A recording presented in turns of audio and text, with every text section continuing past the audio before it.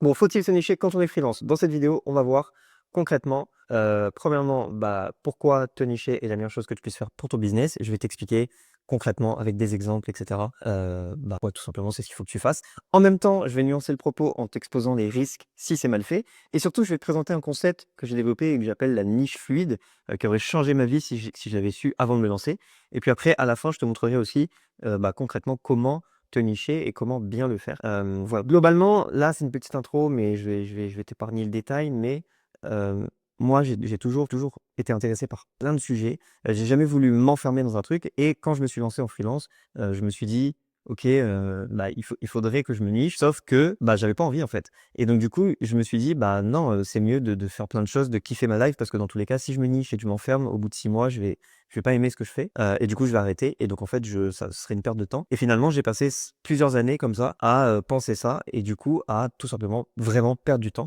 parce que j'avais pas mental, on va dire, pour me focus dans un domaine et tu vas voir, c'est ce dont on va parler après avec la niche fluide. Mais voilà, c'était une grosse erreur et du coup, j'ai envie de t'éviter tout simplement de faire cette erreur et je peux te faire gagner beaucoup de temps, beaucoup d'années si tu regardes cette vidéo. Donc, on y va direct. Pourquoi la niche est un multiplicateur de business? Déjà, je vais te donner des exemples très simple et super évident, tu vas voir que tu vois au quotidien. Donc, imaginons 2 freelances avec les mêmes compétences, le même talent, la même motivation. Il y en a un qui te dit: «Je suis graphiste, je fais du print, des logos, je fais des sites web, pour n'importe qui», voilà.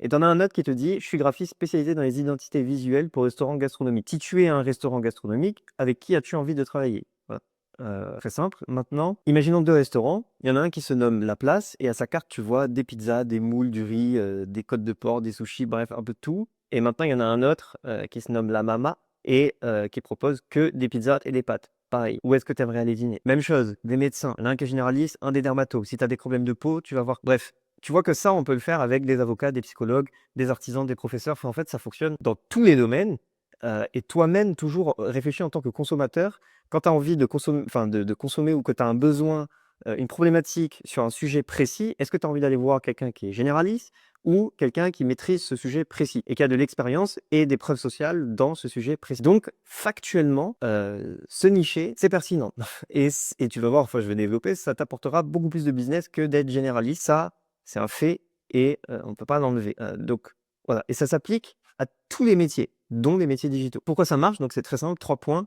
La clarté mentale, le cerveau humain aime les catégories simples, tu sais, on met tout le monde dans des boîtes et ça fonctionne.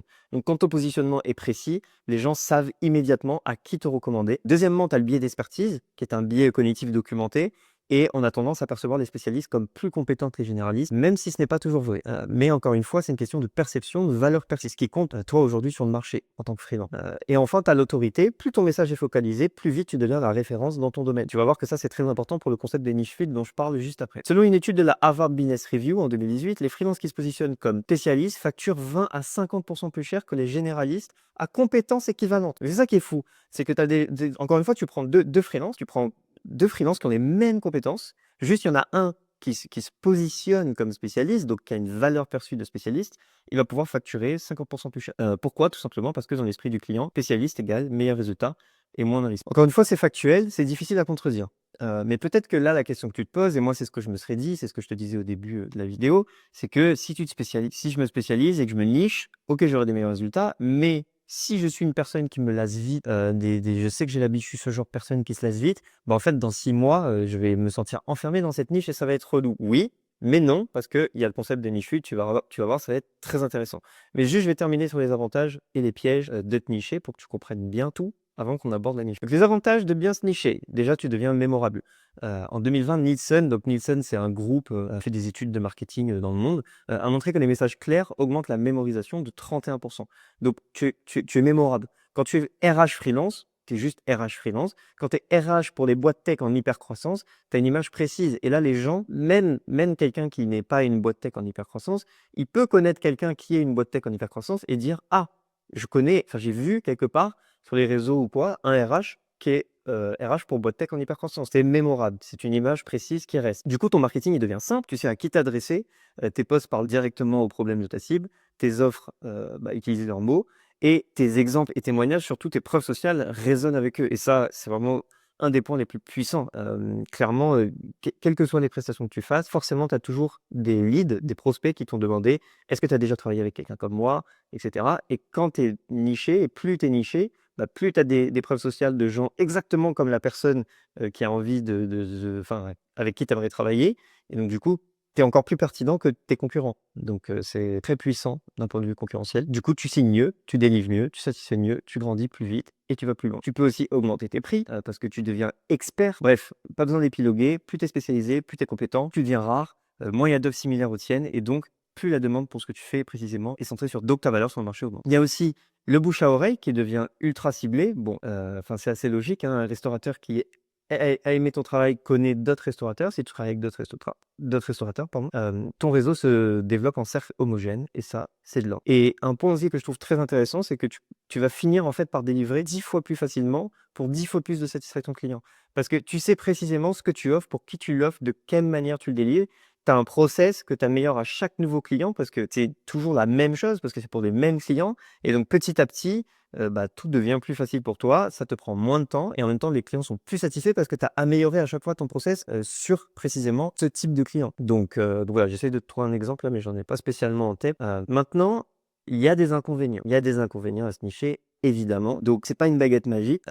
Si c'est pas fait stratégiquement et que tu ne te bases pas sur des données de marché très concrètes, tu vas juste perdre du temps, de l'énergie, de la crédibilité.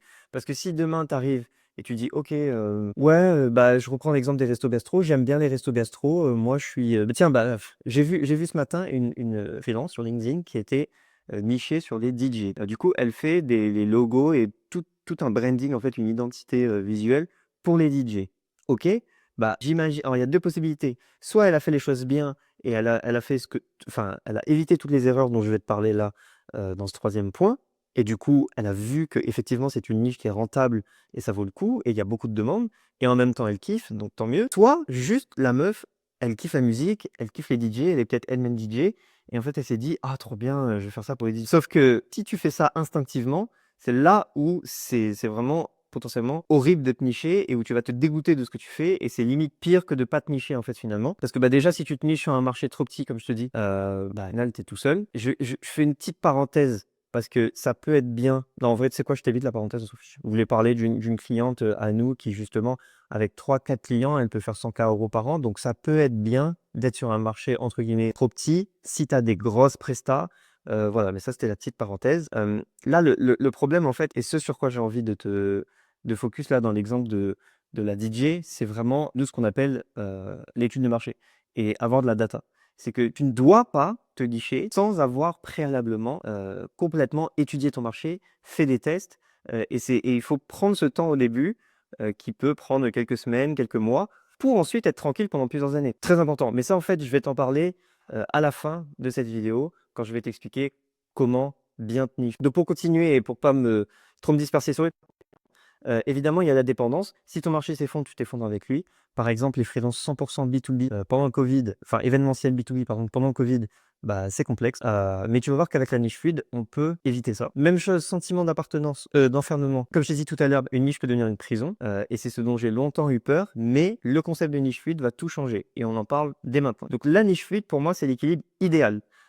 Pour comprendre ça, on va dézoomer et tu vois quand dans le business, d'une manière générale, il y a des domaines. Donc, par exemple, tu peux être dans l'e-commerce, tu peux être dans l'infoprenariat, tu peux être dans la prestation de service. Ça, c'est des grands domaines. Dans ces domaines, il va y avoir des sous-domaines. Donc, par exemple, si on prend l'exemple de la prestation de service, tu peux faire du copywriting, tu peux faire du closing, tu peux faire du graphisme, du web design. Ça, ce sont des sous-domaines. Dans ces sous-domaines, il y a des spécialités. C'est-à-dire que tu peux dire, je fais du copywriting pour les lancements de formation, je fais du closing pour les boîtes B2B, je fais du graphisme pour les restaurateurs. Et dans ces spécialités, tu vas avoir justement des niches. Donc le copywriting, le copywriter par exemple pour les formateurs en dev perso qui font plus de 100 € par mois.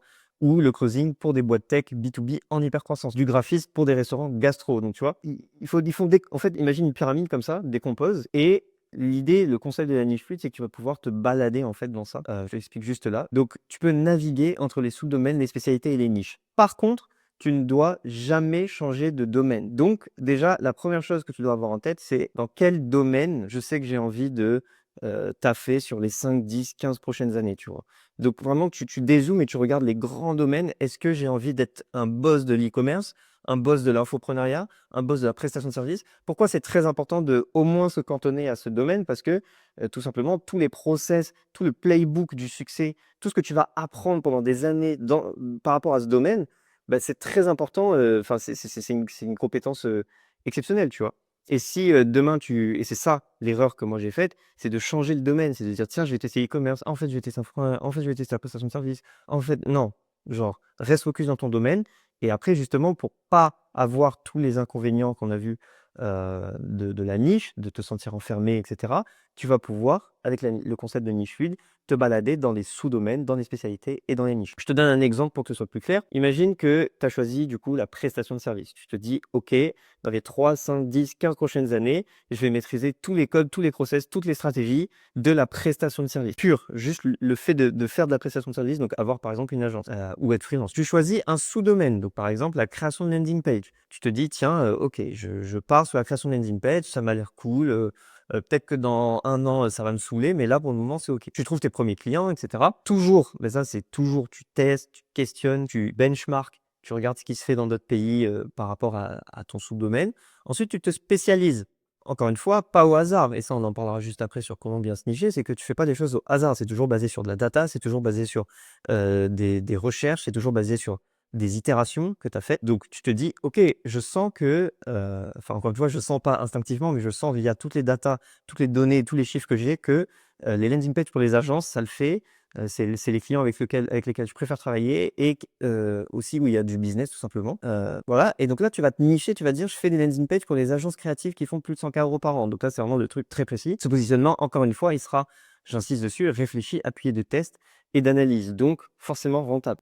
Tu t'es pas niché n'importe comment. Là, ce qui est intéressant, du coup, avec le concept de niche field, c'est qu'une fois que tu es arrivé au niveau 4 et que tu maîtrises le sujet, bah là, tu peux explorer et t'amuser. Mais attention, j'insiste, tu dois maîtriser le niveau 4. Donc, ça veut dire que une fois que tu as ton domaine, ton sous-domaine, tu t'es spécialisé et du coup, tu as ta niche, bah là, il faut que tu excelles là-dedans. Il faut vraiment que tu scales clairement et ça prendra pas 2 mois. Donc, il faut que pendant 1, 2, 3 ans, toi, focus sur ça. Il faut accepter de se faire mal, même si ça commence à te faire un peu chier, les créatives, nanani nanana, les landing pages et tout. Tu restes focus parce que en maîtrisant et en scalant, déjà un business sur ça, sur, une niche, bah, après c'est là où justement tu vas pouvoir t'amuser entre les sous-domaines, les spécialités et les niches et même les domaines. Après, tu te fais kiffer. Donc, je te donne quelques exemples. Tu peux lancer d'autres projets dans ce domaine parce que du coup, la prestation de service, tu maîtrises. Tu as lancé une agence, tu as choisi un sous-domaine, tu t'es spécialisé, tu t'es niché, tu as vu tous les process, tu as travaillé avec des centaines de clients, tu as fait plein d'erreurs, tu maîtrises le playbook du succès de la prestation de service. Donc là, tu peux t'amuser à lancer d'autres agences dans plein d'autres domaines, dans plein d'autres sous-domaines, pardon. Ce que tu peux faire aussi, encore une fois, parce que c'est pour te faire kiffer, tu as ton agence actuelle de landing page pour les agences créatives qui fait 50K par mois. Bah, tu peux te dire, tiens, je vais explorer des nouveaux domaines. Cette agence, elle tourne toute seule. J'ai bien recruté, tout est clean, les process sont bons. Bah, voilà, tu as une sécurité et à côté, tu peux te dire, tiens, bah, j'ai envie de tester l'e-commerce, j'ai envie d'explorer des trucs. Ça, c'est un peu le truc un peu fun. Maintenant, si tu as envie de vraiment optimiser, bah, tu peux aussi remonter dans les niveaux et faire évoluer les services de ton agence. Et ça, pour le coup, c'est ce que font beaucoup d'agences. Tu vois, je sais pas, je te dis n'importe quoi, Publicis, je sais pas comment ça a commencé, mais j'imagine pas que ça a commencé comme ce que c'est aujourd'hui, tu vois? Publicis qui est, pense, une des plus grosses agences, en France, peut-être en Europe, tu vois? Et qui fait un peu, de tout, quoi, du coup, maintenant. Mais tu as plein d'exemples comme ça, genre Amazon.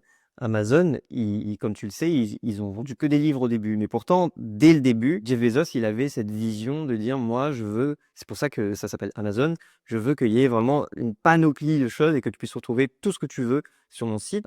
Sauf qu'il a commencé par les livres. Et ensuite, il s'est amusé à faire développer justement des services, ou en tout cas ce qu'il propose, des produits dans son cas. Voilà. Donc la niche fuite te permet d'être constamment en mouvement et tu peux du coup descendre du niveau 1 au niveau 4, remonter, etc. Donc du coup, tu n'as pas le temps de t'ennuyer. En même temps, tu sécurises et tu deviens expert d'un domaine, d'une niche aussi, d'un sous-domaine. Donc c'est tout bénef. Et pour moi, c'est un peu l'évolution de la niche. Mais du coup, on en arrive à un moment, je pense, qui est intéressant pour toi. Comment bien te nicher? Pour bien se nicher, nous, c'est ce qu'on dit toujours à nos clients. On considère que bien se nicher, c'est le croisement entre ce que tu aimes faire et ce que le marché veut. Parce que si tu as l'un sans l'autre, tu auras peu ou pas de résultats. Sinon, ils seront pas durables. Tu fais que ce que tu aimes faire, la graphiste pour les DJ, ok, peut-être qu'elle kiffe, mais si les DJ ont pas d'argent et si les DJ démerdent eux-mêmes pour faire leur branding, bah en fait, trop cool, tu fais ce que tu aimes faire, mais en fait, tu fais rien. Donc en fait, c'est nul, ça sert à rien. Et ça, c'est le gros piège de la plupart des freelances, et c'est peut-être le piège dans lequel tu es. C'est que tu te dis, bah, c'est important il faut que je fasse ce que j'aime. Bah non, je suis désolé, mais genre, encore une fois, si tu fais ce que t'aimes, mais que personne travaille avec toi, bah en fait, tu fais juste rien. Donc ça sert à rien. Et en plus, tu galères, tu stresses, bref, il y a que des inconvénients. Maintenant, si tu fais aussi que le marché veut, que ce que le marché veut, pardon, et que tu te travestis complètement, pareil, ça sert à rien parce que tu vas pas durer. Donc il faut trouver le croisement entre les deux. Et pour ça, il faut déjà savoir faire des concessions parce que ça va pas forcément être 100% ce que tu aimes et 100% ce que le marché veut. Ça peut être le cas, mais pas forcément. Donc il faut accepter de faire des concessions. Dans ce sens, premièrement, tu analyses tes forces et tes passions. Donc tu lises tout ce que tu sais faire et ce que tu aimes faire. Ton but, c'est éviter de te nicher pardon, dans un domaine qui t'ennuie au bout de 6 mois, comme je te l'ai dit. Ensuite, tu vas identifier les marchés solvables. Donc une niche sans client qui paie, c'est pas une niche. Donc par exemple, les DJ, encore une fois, je reprends cet exemple. Je trouve que c'est un bon exemple parce que cibler des artistes qui par définition galèrent, et il y a que les gros énormes qui galèrent pas, qui ont de l'argent, et eux, faudrait voir avec qui ils travaillent, tu vois. Bon, voilà. Donc cherche des budgets déjà alloués au type de service que tu proposes et des signes de douleur forts. Donc des clients qui cherchent activement des solutions. Est-ce que je peux avoir un exemple? Par exemple, bah, typiquement je pense, tu vois, du copywriting, si on reprend l'exemple du copywriting, pour, les agences créatives, tu vois? Il y a forcément un gros besoin. Enfin, pas forcément pour les agences créatives, mais imagine que tu fais du copywriting pour des e-commerce. Bah, tu sais quoi? J'ai des exemples en plus en bas. Je vais te montrer des exemples, tu vas voir, ça va être plus simple. Ensuite, très important, observe la concurrence, benchmark, et ne viens pas me dire qu'il y a pas de concurrence. Si déjà ça n'existe pas, qu'il y ait pas de concurrent, à part si tu es en train tu Elon Musk et que tu es en train d'innover de malade, mais c'est pas forcément le cas là, je pense. Et donc du coup, tu dois avoir des concurrents et tu dois regarder tout ce qu'ils font. Genre, tu dois vraiment creuser dans tout leur funnel, aller voir tout ce qu'ils font et maîtriser parfaitement ta concurrence en France, mais surtout dans d'autres pays, parce que ça va te permettre de trouver des nouveaux patterns, des nouvelles stratégies, plein de nouvelles choses, et justement d'arriver et d'amener un air frais sur le marché, on va dire, en France, qui est souvent en retard sur plein d'autres marchés. Évidemment, bah, il faut que tu parles avec ta cible, donc tu prends, et ça pareil, c'est des tests que quand je dis parle à ta cible, c'est parle aux différentes cibles que tu penses qui seront pertinentes. Donc, je reprends l'exemple des landing pages. Si tu fais des landing pages, bah, tu dis, OK, pour qui je vais faire des landing pages? Est-ce que je vais faire des landing pages pour des agences, pour des infopreneurs? Bah, tu parles avec eux, parle et tu essaies de comprendre. Et ensuite, évidemment, bah, le plus important, c'est l'axe. Il faut que tu testes. Il faut que tu te mouilles, il faut que tu essayes, et très certainement que tu vas un peu te foirer au début, que tu auras pas trop la bonne cible. Là, j'ai fait une prestation pour cette cible, non, c'est pas fou. Ah là, en fait, ce sous-domaine, non, je vais peut-être plutôt tenter ça.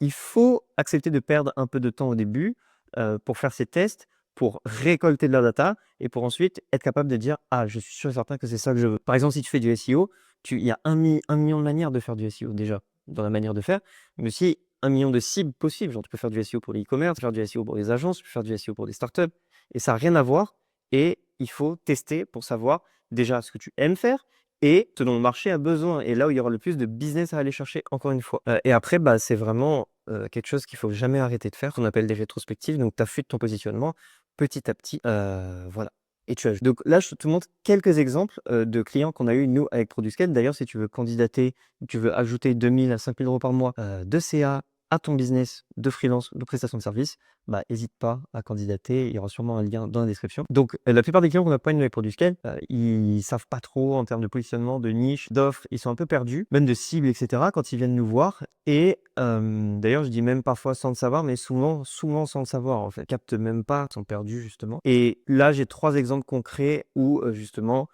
on les a aidés via tout ce que je viens de te dire, à mettre en place ces tests, ces itérations, à trouver le plus rapidement possible un positionnement et une niche et une cible et une offre, et bref, en tout, qui sera pertinent. Et bah, du coup, voilà. Donc, premier exemple, on a Chloé qui avant faisait du design un peu pour tout et n'importe quoi, site web, branding, logo, voilà. Elle faisait 900 € par mois. Et après qu'on l'ait accompagnée, elle était nichée clairement sur les fiches produits.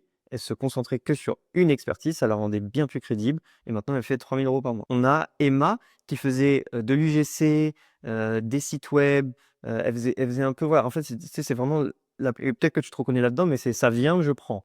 Et du coup, bah, tu sais pas trop quoi proposer, ni pour qui, ni comment. Elle faisait environ 1 000 € par mois de CA. Et nous, justement, grâce à l'étude de marché, grâce au fait d'avoir fait pas mal de tests, on a pu voir que bah, elle, ce qu'elle kiffait et ce que le marché aussi voulait, c'était de se nicher, pour faire des vidéos dans la food. Donc, toutes les entreprises, ça peut être des restaurants, même pour des marques de vin et cetera. Enfin, tout ce qui est lié à la food quoi, globalement.